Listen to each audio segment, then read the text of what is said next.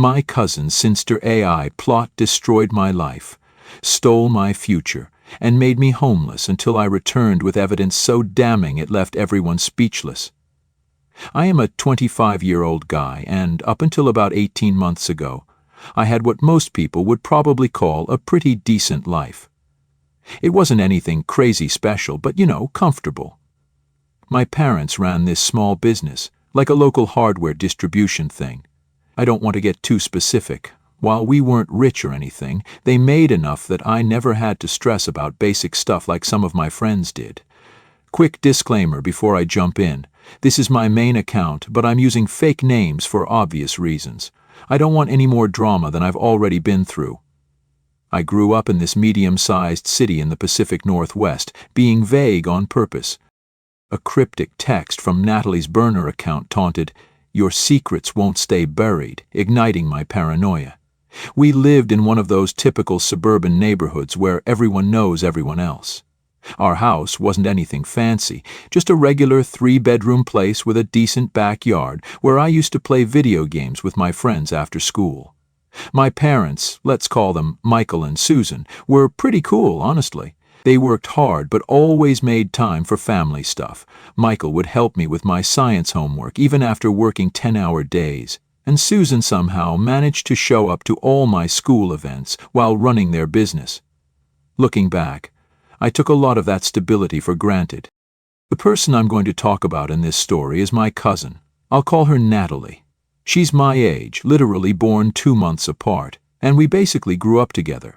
After her dad, my Uncle Brian, died in a motorcycle accident when we were about 7, her mom, Linda, well, she kind of just checked out.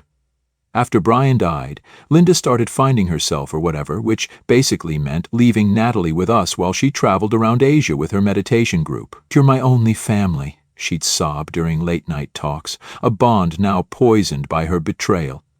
We were literally like siblings. She'd come over after school almost every day, and we'd do our homework together, play Mario Kart on our Switch. "We're unbeatable together," she'd laugh, a memory now tainted by her deceit, "and just hang out." Natalie was actually really cool back then.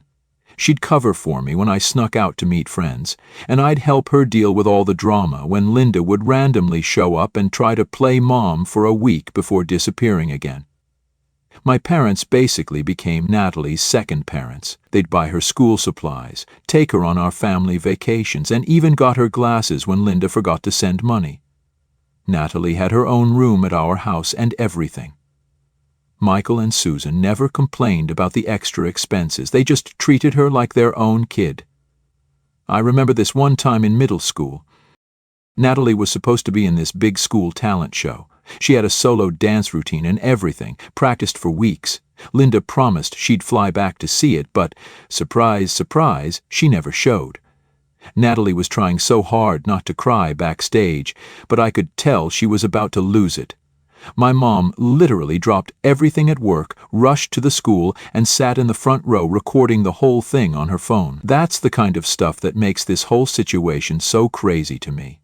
We were actually family, not just see you at Christmas kind of cousins, but real family. Natalie knew all my embarrassing stories. I knew all her secrets. We had all these inside jokes that drove everyone else nuts.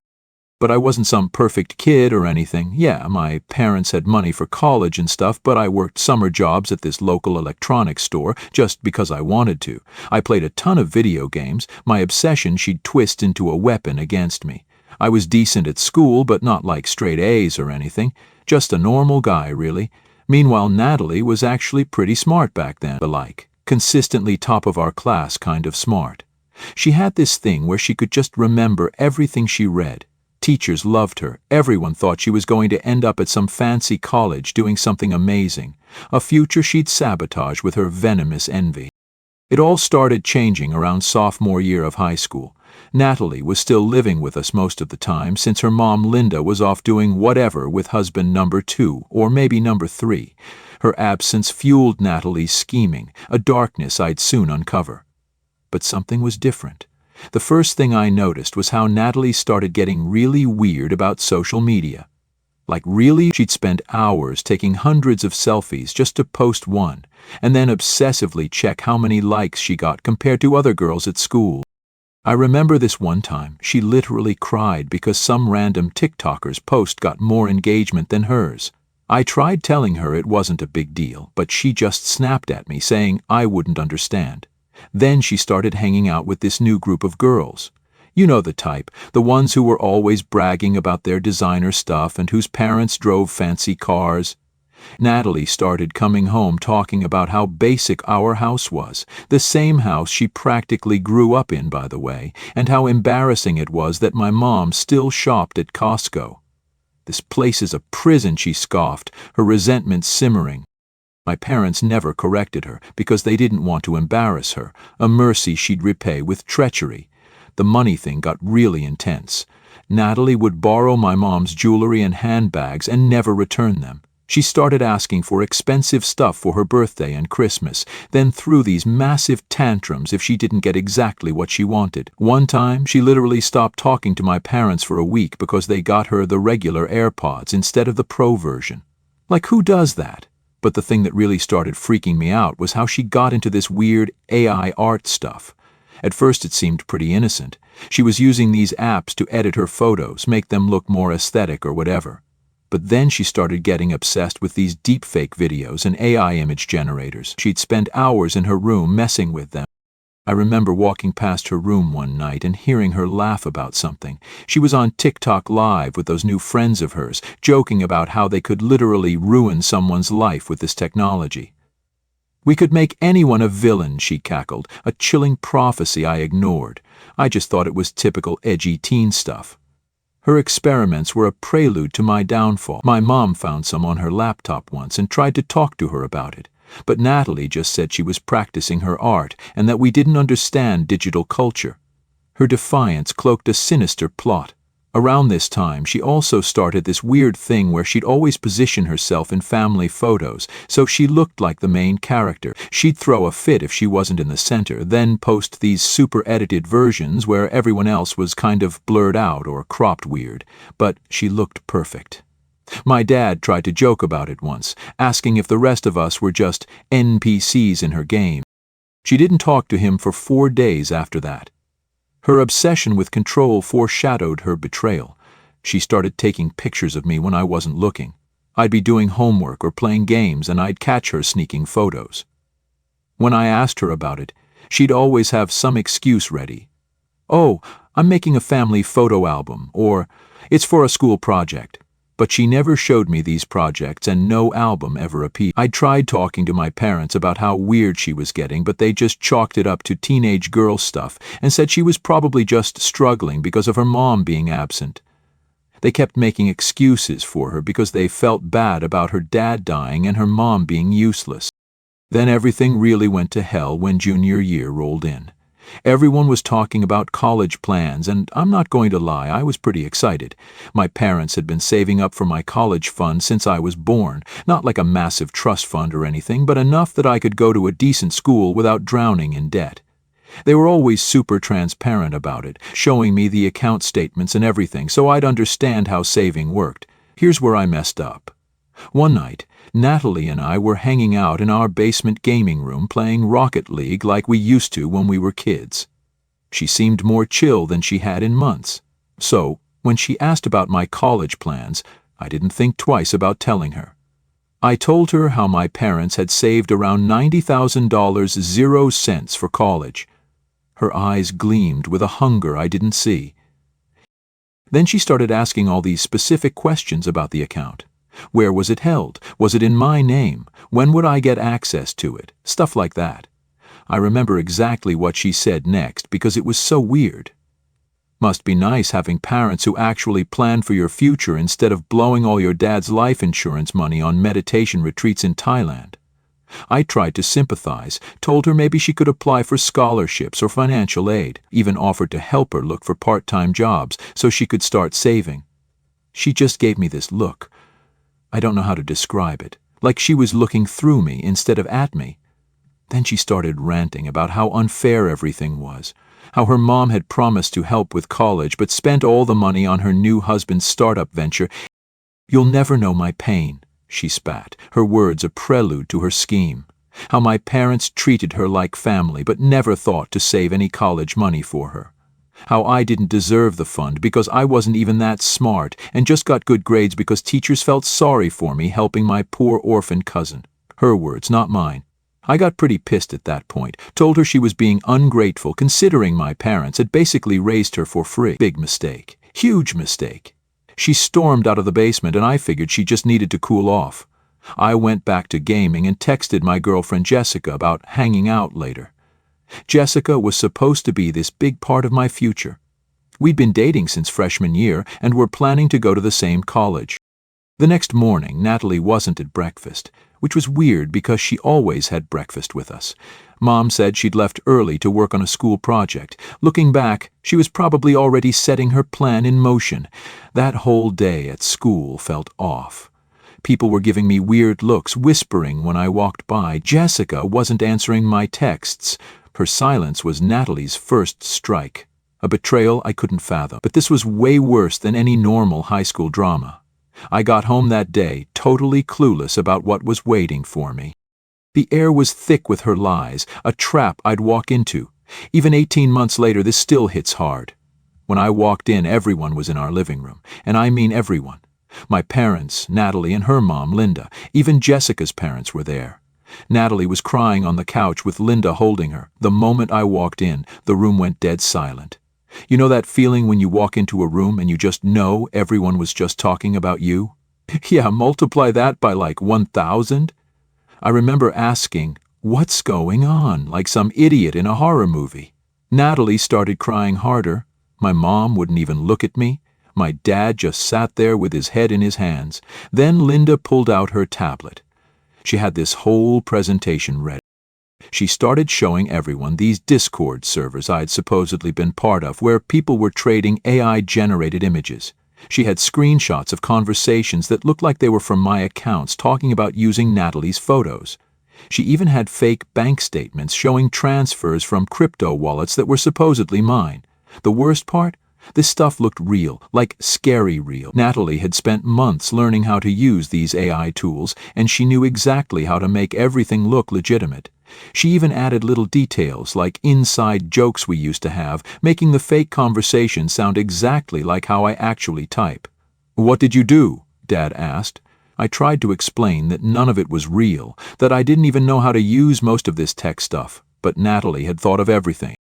She said that was my cover, that I pretended to be bad with technology so no one would suspect me. She even used my gaming hobby against me, saying I learned all this stuff through dark web gaming forums or whatever. Jessica was there too. She hadn't answered my texts all day because she'd been with Natalie, who was finally opening up about her trauma. Jessica couldn't even look at me, just kept holding Natalie's hand and glaring at me like I was some kind of monster. What really stung wasn't just that Jessica believed Natalie, it was how eager she was to throw me away. There was no hesitation, no doubt. It was immediate. She didn't ask for proof, didn't question the absurdity of the situation, didn't even stop to consider that maybe, just maybe, the guy she'd been with for years wasn't some secret monster. She acted like she wanted to believe the worst about me, like it was easier for her to rewrite our history than to face the possibility that she was being manipulated. And the worst part, she didn't just believe it, she helped her. She amplified the lies, made sure our friends heard them, turned every mutual connection against me. I wasn't just guilty in her eyes. I was someone she had to erase completely. And you know what's really messed up? Natalie used our whole history against me. All those years we spent growing up together. All the time we spent in each other's rooms. All the family vacations. She twisted everything into something sinister, made it sound like I'd been planning this for years. I kept trying to defend myself, but everything I said just made it worse. When I mentioned how Natalie was the one always taking secret photos of me, she started crying harder and said I was trying to Darvo her. "He's twisting it to hurt me," she wailed, her performance sealing my fate. Apparently, it means deny, attack, reverse victim, and offender. My dad finally looked at me, his face cold. "How long has this been going on?" I lost it. Are you serious? You're actually believing this? You're all crazy for believing this nonsense. Natalie is lying. She's just jealous about college. She wants my college fund. Bad move. Really bad move. Natalie let out this exaggerated sigh, shaking her head like she pitied me. I knew he'd say that. That's exactly why I told you guys he'd bring up college to distract from what he did. Linda exploded. Oh, we're way past that. You think this is just some sibling drama? You do realize they can press charges for this, right? I wasn't even listening anymore. My mom was just sitting there, silent, tears rolling down her face. She wouldn't even look at me. I turned to her, desperate. Mom, you know me. Please, you know me. Before she could react, Natalie gasped, her whole body shaking. No, don't let him near me. She stumbled back, clutching her chest like she couldn't breathe, then just collapsed, wheezing, full-on hyperventilating on the floor. That was it for my dad. He grabbed me by the shoulders and shoved me toward the door, voice like thunder. Get out! I froze. Dad, you are not my son. He spat. I'll have your stuff packed and sent somewhere, but you're not welcome in this house anymore. And just like that, it was over. I tried one last time to tell them Natalie was lying. Want to know what my mom finally said to me? I wish I'd never had you. I walked out of that house with just my backpack, phone, and wallet. I didn't even have a jacket. It was March in the Pacific Northwest. Jessica blocked my number that night, and I spent that night in my car in a Target parking lot. That first night in my car was probably the longest night of my life. It was like 35 DGF outside, and I only had my thin hoodie. I kept trying to text people, but everyone had blocked me. Natalie had done her work well. She'd even reached out to my online gaming friends. My Discord was blowing up with people calling me a creep before I just logged off everything. The few people who hadn't blocked me yet were sending screenshots of Natalie's posts about me. She was playing the victim perfectly, posting about how she was finally free to speak her truth and how she hoped other victims of AI abuse would feel empowered to come forward. She even started some hashtag about AI ethics that was getting traction in our school. The next morning, I tried going to my job at Best Buy. Yeah, I still had that part-time job from earlier. My manager took one look at me and said they'd heard what happened and that they couldn't have someone like me working with young customers. I got fired on the spot. I was down to like $142.00 in my checking account. My savings were all in that college fund that I didn't have access to yet. Credit card. Yeah, my parents had already called and reported it lost, so it was canned. They really thought of everything. I spent the next few days between my car, the public library for warmth and Wi-Fi, and this 24-hour Denny's, where this one-night shift worker would let me hang out if I bought a coffee every few hours. Shout out to Jamal. If you're reading this, bro, you probably saved my life. Those nights I was getting desperate enough to consider some really dark thoughts when my phone rang. It was my Aunt Carolyn, my mom's sister, who lived like 3 hours away in this tiny town in the middle of nowhere. She was the only person who bothered to ask from my side of the story. I sat in that Denny's parking lot and told her everything. The whole thing about Natalie's jealousy, the AI photos, how she set me up. And you know what? She actually listened.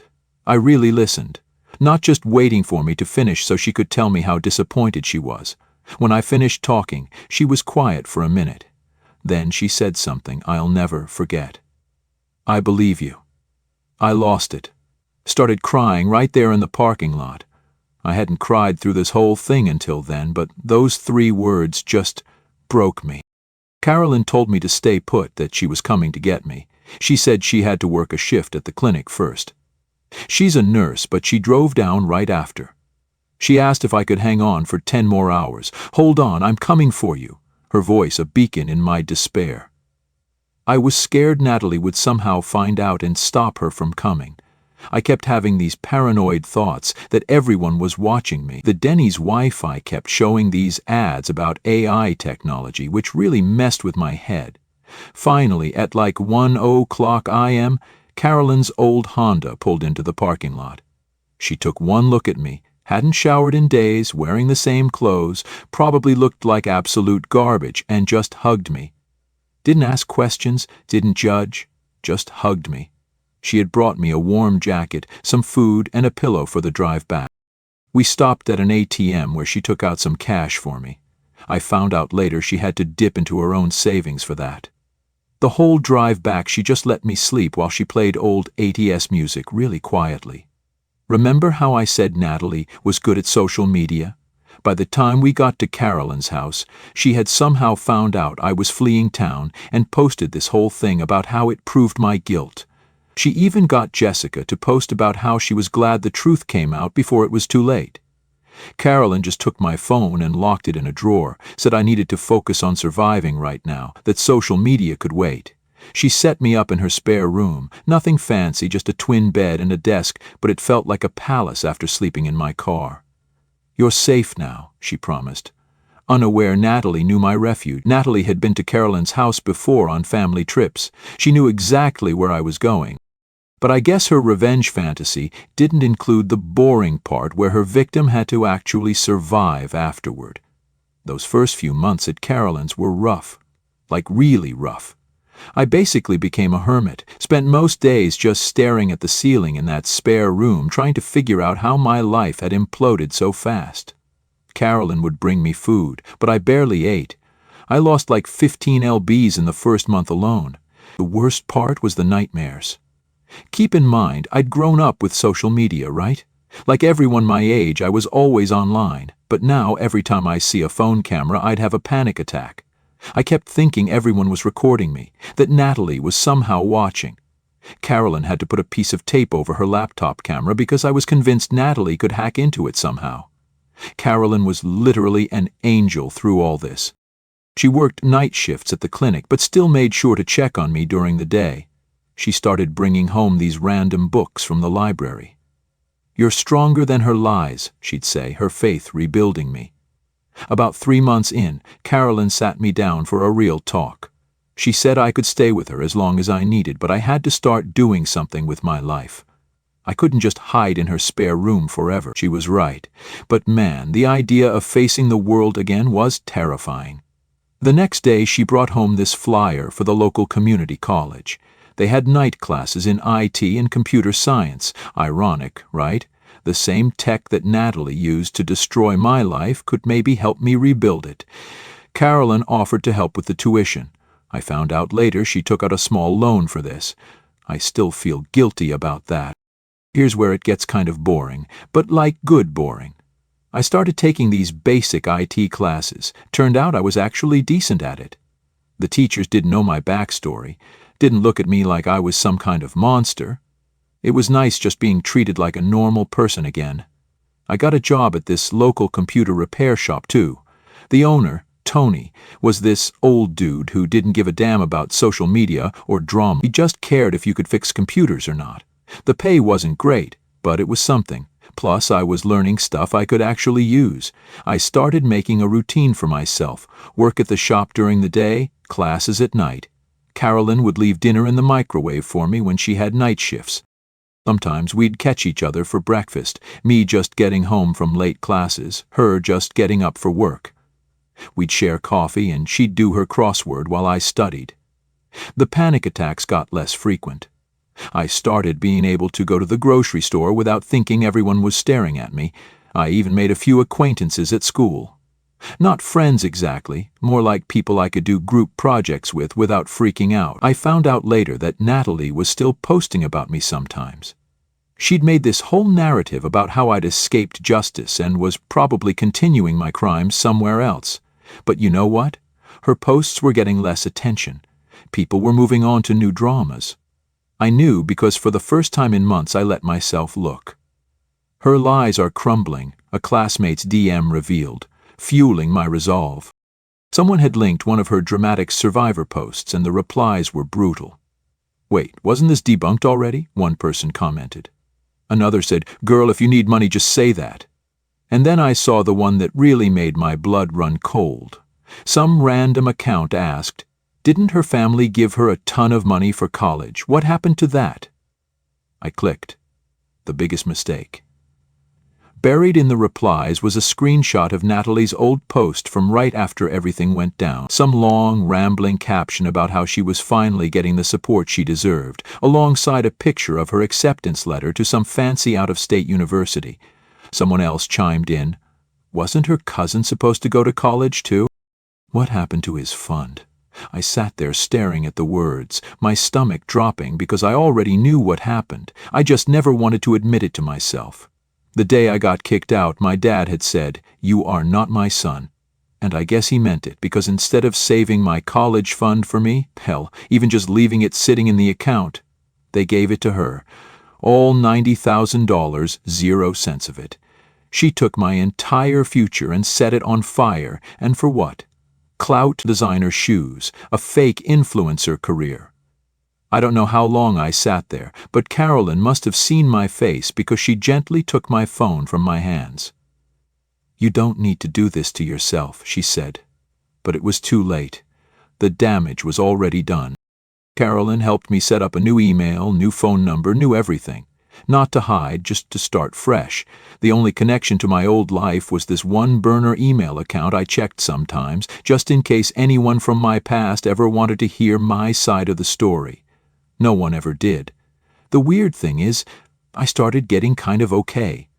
Not happy exactly, but stable. I started learning about how AI actually works in my classes, learned about digital forensics, how to spot fake images, all that stuff. Too late to help my case, but it still felt good to understand it. Around the 15-month mark, I had this moment. I was sitting with Carolyn watching some stupid baking show. Both of us were exhausted from work and school, eating takeout tacos, and I realized this was my life now. Small, quiet, boring, but mine. No drama, no social media fame, just existing. But then my parents started trying to contact me.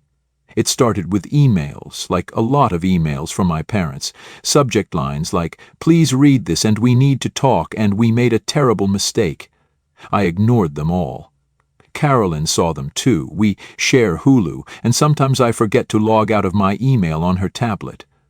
Then they started calling Carolyn constantly. She didn't tell me at first, didn't want to mess with my head when I was finally doing okay, but one night after her shift, she sat me down with this serious look on her face.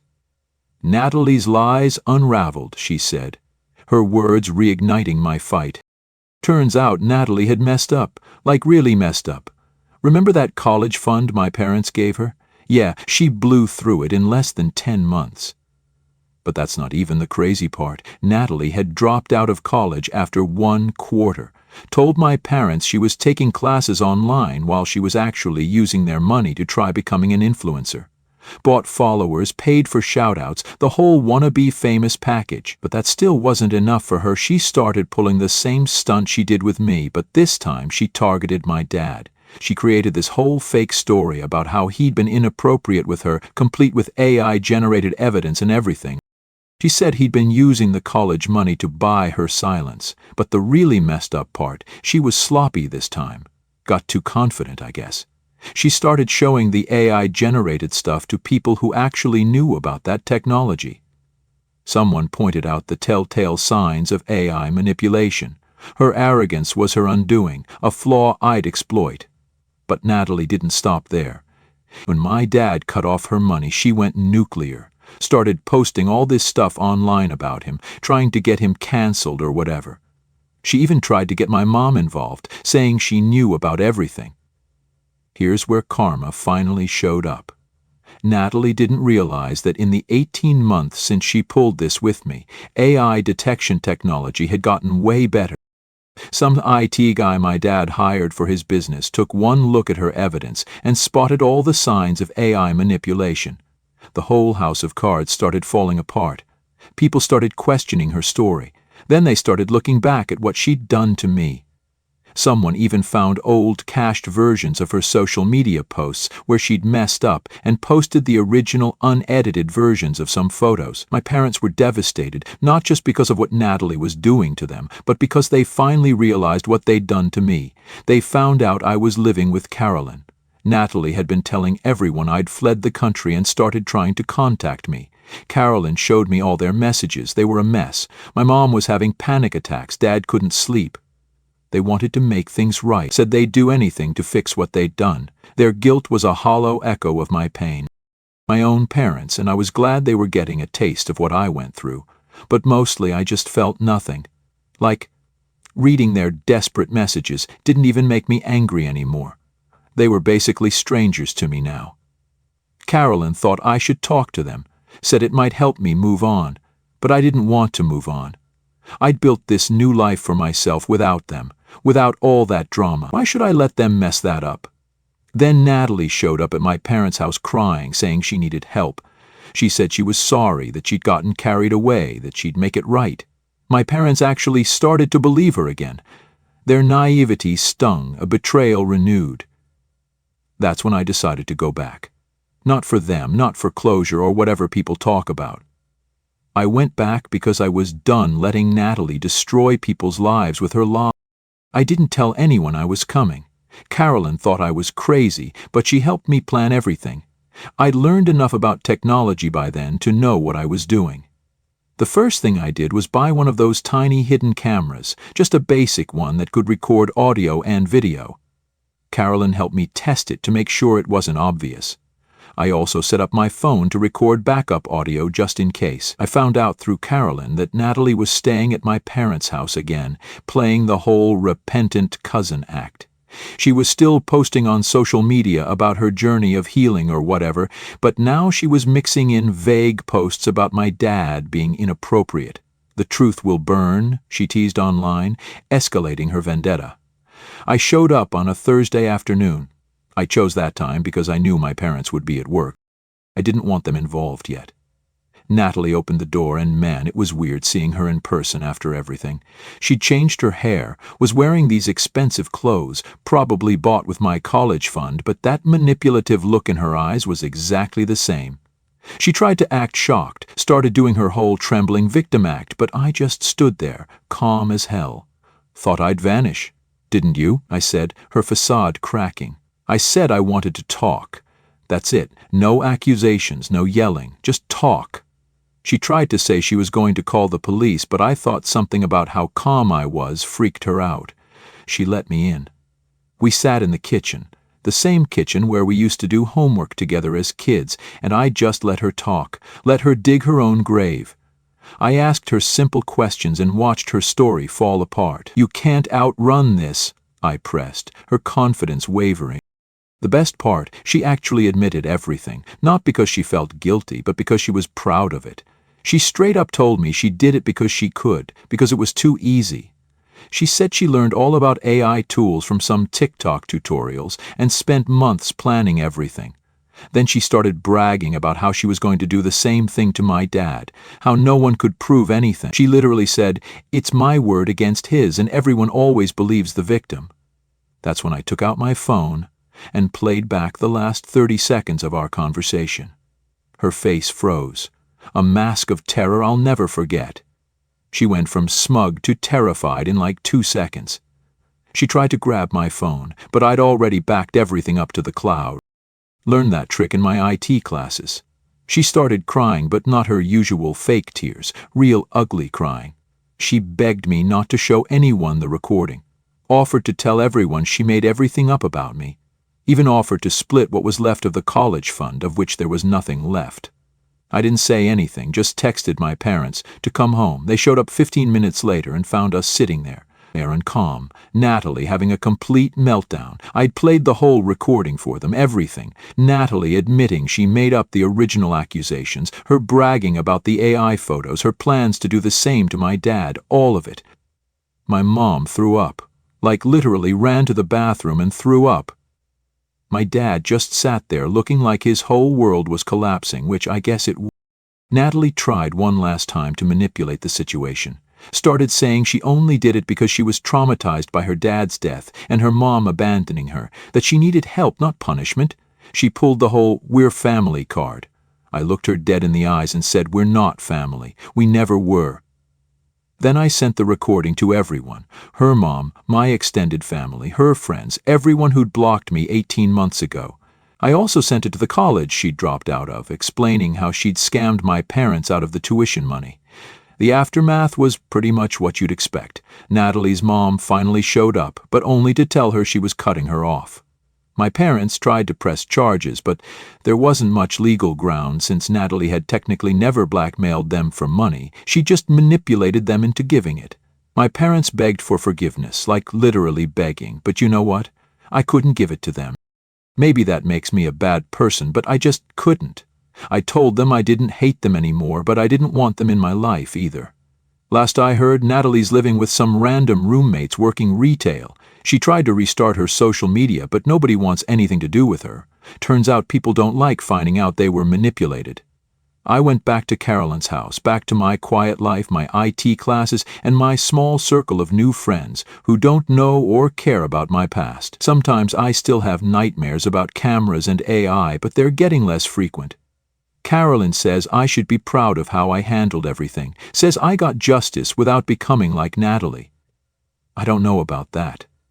The truth set me free, but the scars of their betrayal linger, a reminder to guard my heart.